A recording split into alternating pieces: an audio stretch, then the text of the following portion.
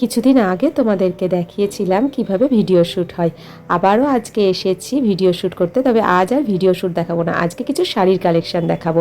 আমি যে শাড়িটা পরে আছি কচি কলাপাতা কালারের মসলিন শাড়ি, আর পাড়ে আছে রানী কালার। এর পরের শাড়িটা যাচ্ছে ঈগল কালারের উপরে।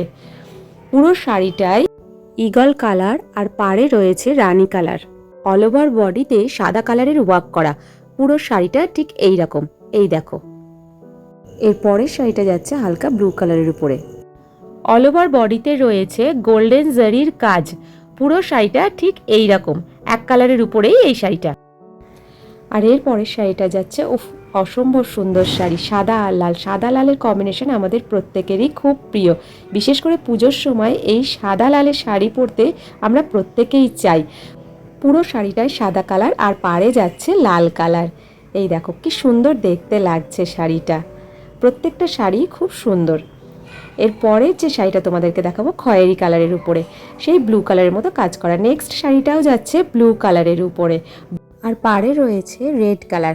ফুল বডি সাদা কালারের ওয়ার্ক করা। লাল, সাদা আর ব্লুর কম্বিনেশনে শাড়িটা কিন্তু অসম্ভব সুন্দর লাগছে দেখতে। এর পরের কালারটা দুধে আলতা কালার।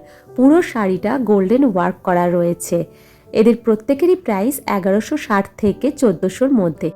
আজকের ভিডিও শ্যুটটা এখানেই শেষ করলাম, এবার বাড়ি ফেরার পালা। টাটা।